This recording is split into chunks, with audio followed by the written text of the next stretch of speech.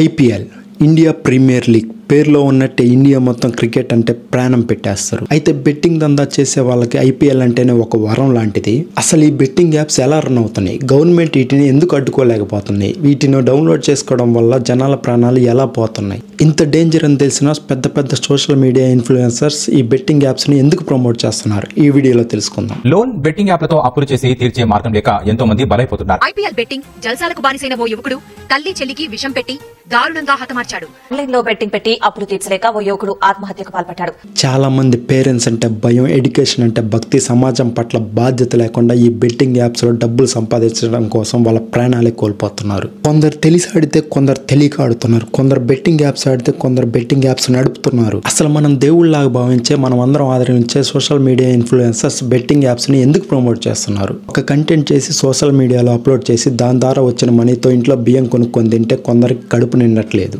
చాలా మంది so called influencers కి ఒక బెట్టింగ్ యాప్ ప్రమోట్ చేసి దాని ద్వారా కోట్లు తీసుకొని సామాన్య ప్రజల రక్తంతో తయారు చేసిన బియ్యం తింటుంటే కడుపు ప్రశాంతంగా ఉంది. సరే, ఇంత డేంజర్ అని తెలిసినా గవర్నమెంట్ బెట్టింగ్ యాప్స్ ని బ్యాన్ చేయడంలో ఎందుకు విఫలం అవుతుంది? బెట్టింగ్ యాప్స్ దగ్గర జనాల సొమ్ము కోట్ల రూపాయల్లో ఉన్నాయి. ఒక సైట్ ని బ్యాన్ చేస్తే 1000 రూపాయలు పెట్టి ఇంకో కొత్త డొమైన్తో తిరిగి వస్తాయి.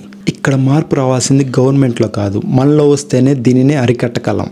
బెట్టింగ్ యాప్స్ ఆడడం ఇల్లీగల్ అయితే మరి పెద్ద పెద్ద సెలబ్రిటీస్ ఎలా ప్రమోట్ చేస్తున్నారని మీకు డౌట్ రావచ్చు. కొన్ని బెట్టింగ్ యాప్స్ రిజిస్టర్డ్ కంపెనీ టైంకి ట్యాక్స్ కడుతూ గవర్నమెంట్ అప్రూవల్ తీసుకొని రన్ చేస్తున్నాయి. వాటినే మీరు ప్రమోట్ చేస్తే చూసుంటారు. కానీ కొన్ని government non approved betting sites విచ్చలవిడిగా మీరు అకౌంట్ ఓపెన్ చేసి బ్యాంక్ని అటాచ్ చేసిన మరుక్షణంలోనే అకౌంట్ బ్యాలెన్స్ మొత్తం ఖాళీ చేస్తాయి.